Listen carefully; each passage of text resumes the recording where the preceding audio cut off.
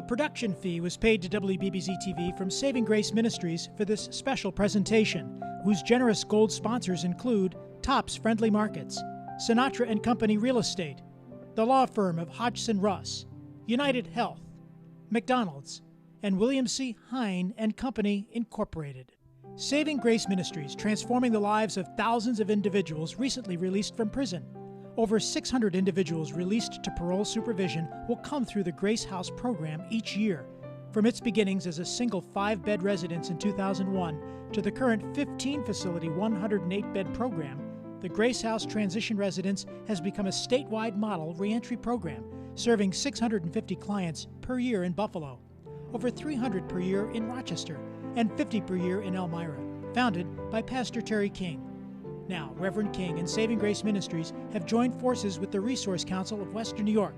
That organization's mission is to make 347 East Ferry Street a pillar of the community and bring stability, hope, and inspiration to the families it serves through extraordinary programs that include youth and adult education, athletics, and veteran services. Saving Grace Ministries and the Resource Council of Western New York came together during a tragedy to bring hope to our city. The president of Tops Friendly Markets crafted a heartfelt letter in preparation for tonight's gathering. In part, he wrote, "Buffalo is always referred to as the city of good neighbors. After the tragedy we endured on May 14th, the saying may necessitate a change to the city of amazing neighbors. On that day, we gained a binding spirit you really cannot even describe. We are Buffalo strong." As part of our Neighbors Helping Neighbors philosophy, Tops has been committed to helping our communities grow, thrive, and succeed. We understand the important role our Jefferson Avenue store plays in this community. Our teams were extremely driven to get it open with sensitivity, at the right time, and with the best in-class amenities to service our neighbors. We welcome you back with open arms. There are so many people to thank for all of their Herculean efforts. We thank all of you for your incredible kindness, from our amazing store team and first responders to the counselors and local, regional, and state politicians, to our vendor partners, to people that we don't even know outside of Western New York. Thank you.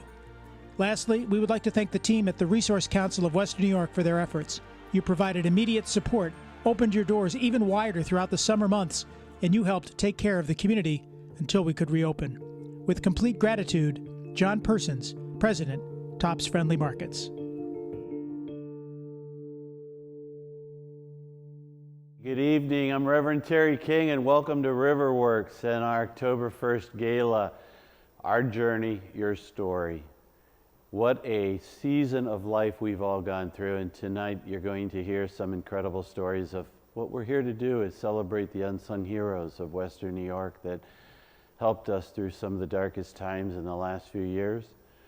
Tonight I just want to share that on behalf of Saving Grace Ministries and the Resource Council of Western New York, who I'm privileged to be the board chair of, welcome. Welcome tonight. And to many of you that are our supporting donors, partners, and those who have really journeyed and labored alongside us, thank you for being here, and thank you for coming along this journey. Tonight it is about the unsung heroes that we're going to honor, giving and acknowledging the Ron Heinrich Award, and we'll have more to share on that a bit later. But you know, I just want to take a journey back, if I may, through COVID. And through some of the things that we were able to really confront, because when it was told to us at Saving Grace that, you know, you're essential workers and you can't shut down and you can't go home, we were in uncharted territory. And there was apprehension, there was fear, and we worried, how are we going to pay payroll and make our bills and really provide for 110 clients that we serve nightly. And many of you in this room tonight were the heroes, because you supported us and you walked with us and you stood by us, and the social justice reforms that we were experiencing and just the changing climate and attitude in America all played a part in what we were confronting. And here today we're witnessing the remodeling with over $450,000 of investment into our facilities for making sure that we're a new shelter licensed, state licensed emergency shelter serving all of Buffalo and Erie County. And to our partners at Department of Social Services, well, no words can thank you enough. And then as we continued in that journey to help grow and impart, the Resource Council and the hiring of Catherine Roberts. May 14th came, tragedy of the shooting, and sitting at home at night, that call came to say from the chapel, hey, we have a truckload of food, and can you think about distributing it to now the Resiliency Center, and Catherine Roberts and her team just doing incredible work on Jefferson Avenue to help victims, families, and so many of you here in this room who came alongside us to serve several thousand a day in food distribution, and now to see the victim services and all the plans ahead of us for the growth of the Resource Council and the expansion and just being a part of the revitalization, the renewal. That the Lord is in the middle of all of this, that there is a bright day ahead for Buffalo. It is about love. It is about acceptance. It is about celebrating that we are seeing a brighter future where we are all one, we lift lives, we lift one another, and we see a better tomorrow. So thank you for being here tonight. We're grateful that you're sharing this journey with us. Our journey, your story. Welcome to Riverworks. Thank you.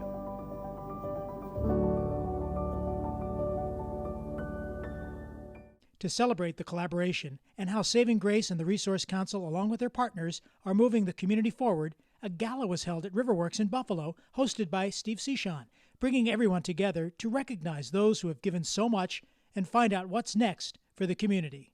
And now to kick off our inspiring presentation is keynote speaker, Reverend Ulysses Wingo, City of Buffalo Common Council member. Since we're going to act like it's Sunday morning, in your Bibles in the book of Matthew chapter 5, verse number 16, Jesus says these words. He says, "Let your lights so shine before men, so that they may see your good works, but give your Father glory who's in heaven." Tonight, family, let me talk about the light that we shine. Now, listen, real quick. See, my father taught me when I was a little boy. My father would say, you have to be very careful at what you do in public. And the reason you have to be careful of what you do in public is because people are watching you whether you know it or not. And see, they are waiting on you to see how you're going to respond to what you do when life throws life at you. Hello, somebody. All right, I'm going to add another minute. See, what happens is, my father said, when people look at you and they know you're a child of God, when they know you're a child of the King, they're looking at you to see how you're going to respond. And if I just be honest tonight, my father was right, because he did say that you are the most Bible some people will ever read. Oh, shucks, I'm not going to say nothing tonight. Look here, you are the most church somebody will ever see. You are the most Jesus some people will ever see. And I believe that if you just let the Jesus in you, hello, look. I have some church folk in here. Y'all remember that song we used to sing? The Jesus in me loves the Jesus in you. That's why it's easy for me to love you, even though sometimes we don't act like children of God. Oh, shucks, I feel like Sunday morning, Angelica. Oh, shucks. Look here, y'all. We have to let our lights so shine so that the rest of the world can see how good God can be despite how evil this world is. Are y'all with me tonight? Oh, shucks. To share this last story with you about a man who was on trial for neglect of his duty. See, this man had one job too. And before there were electric railroad crossings, there was a man whose job it was, when it got dark outside, was to hold the lantern up and warn the cars when the train was coming. Well, one night, the man held up the lantern and he waved the lantern back and forth, back and forth. He saw the car coming, and he knew the train was coming. Oh, I feel my preacher voice coming, y'all. And he waved the lantern back and forth.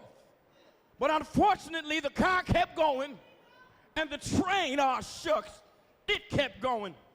And after a while, the car met the train, and the train met the car, and it killed an entire family. This man had been accused of gross neglect of his duty, and he got to trial, and his lawyer had argued he did his job. He did his job. He waved the lantern back and forth to warn the car, but the car kept going. Well, he had a good lawyer. The man was acquitted, and he stayed on his job. Well, it wasn't until about 20 years later, Pastor King, Dr. Roberts, that this man finally admitted one detail that they did not tell during the trial. And although he waved his lantern back and forth, the one detail was his light wasn't on. How many of you tonight know some people who got their lantern waving, but the light ain't on?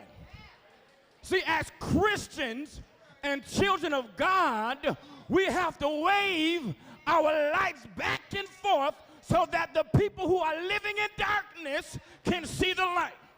The Bible says we ought to be happy because he called us out of darkness, hello somebody, into his marvelous. I feel like preaching, Pop, because if this was Sunday morning, I would say, is there anybody here who knows Jesus? I want you to know heroes don't sing their own song. It's the unsung heroes who do 80% of all the work. But I thank God tonight for people like you who are here holding up your light, letting it shine so that the rest of the world, even though y'all were not invited, even though y'all didn't buy a ticket, even though all of you all are here tonight, y'all can see me, seeing you see me. Let me help you understand, everybody up here are lovers of Jesus, and we will let our light shine throughout all of Buffalo. The Ron Heinrich Award is bestowed upon an individual who has given unselfishly beyond our humanness, despite the cost to serve the needs of others connected with Saving Grace Ministries, Inc. and the Resource Council of Western New York. The award acknowledges those that heed the call of ministry and service, walk as Jesus did, serving others. Carrie Ann Socker, the Resource Council of Western New York, Director of Outreach and Administrative Assistant to the Resource Council, Saving Grace Ministries, and a friend of Buffalo. A servant's heart, a woman of integrity, and a faithful employee to both agencies, Carrie responded after May 14, 2022, in a way that reflects the heart of the community, unselfishly giving her time and treasure, hours upon hours to serve others, feed, distribute, coordinate, manage logistics, and at times simply be present to hug, to hold, and to let others know that they will be okay. Marie Cannon, Commissioner of Erie County Department of Social Services. During COVID, many agencies, shelter providers, and community organizations were asked to serve in ways no one had a playbook for. As essential providers, we were challenged, working daily, tirelessly to meet the needs of those vulnerable and living on the margins. Behind the scenes, Marie Cannon fought to assure agencies had funding, resource guidance, and encouragement. She never quit, worked tirelessly with little to no public recognition, while assuring our community members in need that they would be served and served well.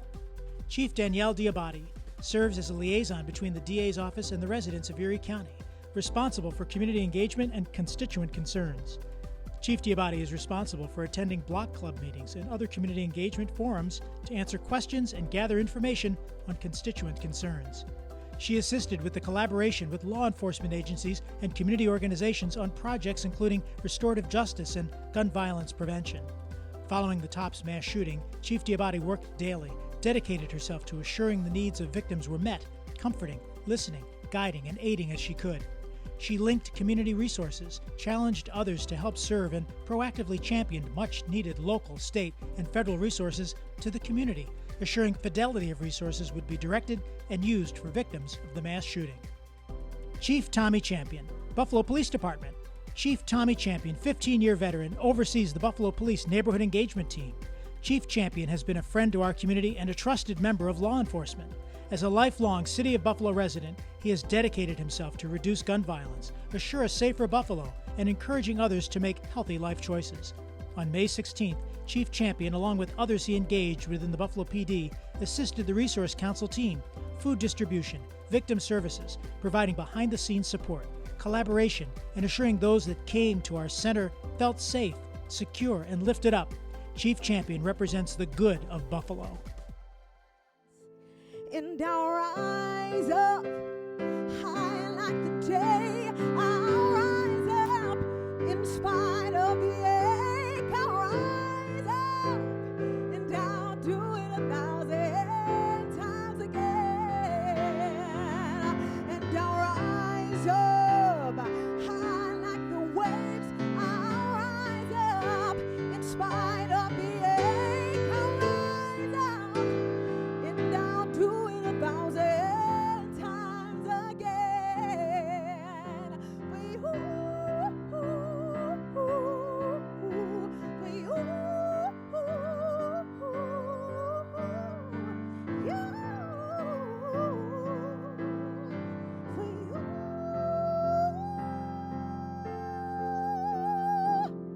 all we need is hope. For that we have each other. For that we have each other. Each other. We will rise. We will rise. We will rise. We'll rise.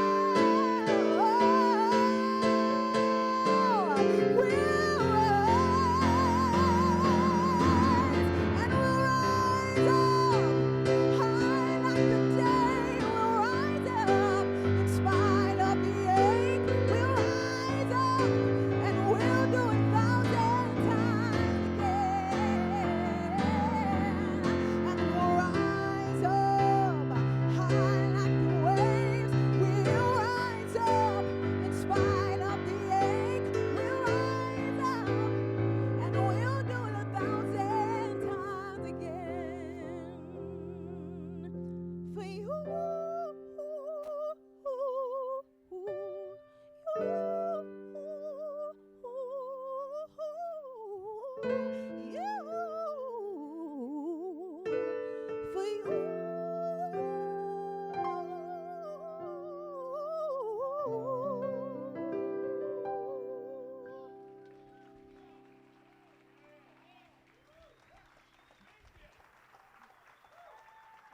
Terry, on behalf of the Buffalo Sabres Foundation and organization, I would like to thank you for all the work you have done with Saving Grace Ministries and, of course, the Resource Council of Western New York. We are very, very proud to be supporting this project for the last 7 years, and we look forward to all the great things that lie ahead for us in the future over on East Ferry. To Catherine and all the staff at the Resource Council, I would like to thank you for your tremendous work and efforts during perhaps one of the most critical times in our city's history. Your work in the aftermath of the horrible shooting in May was vital to keeping our community together, to supporting those who truly needed it more than ever before.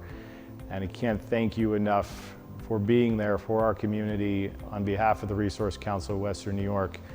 Look forward to all the great work that you're all going to do at the Community Center in the years ahead. And on behalf of the Sabres Foundation, we will continue to be there to help all of your great work, and we look forward to changing lives with you in the future. Thank you. Now we really want to take a moment and share from our hearts about where we're going in the future.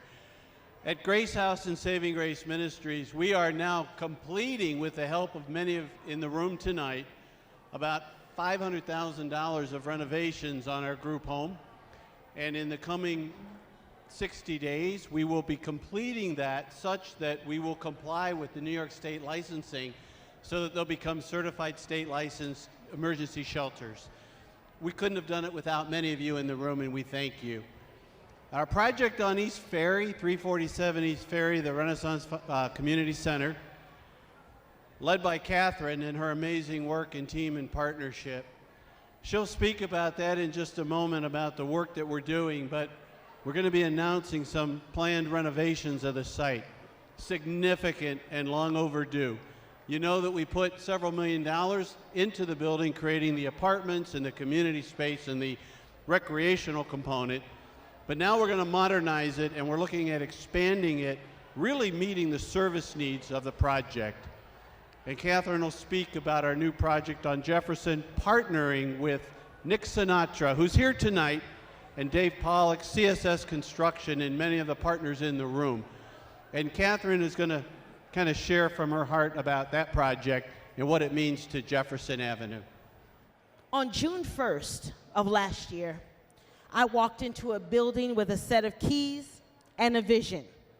Today, the Resource Council of Western New York now has a team of 14 dedicated employees and boasts 13 programs that focus on education, food insecurity, health and wellness, crisis services, sports and recreation, and more, and is now open 6 days a week for youth, families, and seniors. After the mass shooting in Buffalo on May 14th, just a walking distance away from the center, we spearheaded an effort to provide residents with food, personal care items, baby supplies, household essentials, and prepared meals in the Resource Council parking lot, serving 78,206 individuals in just 9 weeks. We work with partner agencies to add community-based services that included victim assistance, mental health and grief counseling, housing and utility assistance, and so much more. And we welcomed an all-new food pantry to our building, operated by the CAO of Western New York, to help serve our community as well. We may be a small agency, but we are mighty, and we are indeed making a difference. On June 19th of this year, Governor Hochul announced the Resource Council of Western New York as the federally designated resiliency center for the city of Buffalo to continue offering victim services to community residents directly and indirectly impacted by the mass tragedy that shook our community and the nation. But we are still standing, and we will remain strong, united, and resilient, because hate cannot and will not win. There was a national spotlight on our city because of evil, hate, and domestic terrorism. But now is the time that we change the narrative and focus on the need to promote economic development in distressed communities, the existence and the consequences of a growing income gap, the debate over how to support educational, employment, and training endeavors that will foster family stability and a better quality of life. Not to mention, how can we adequately address the food apartheid on the east side of Buffalo, the need for safe and affordable housing, and even the importance of after-school and out-of-school educational, sports, and recreational programs for youth and teens, which many of you know can be a lifeline to low-income working parents who need help. There are so many challenges ahead of us, and the need is still so great.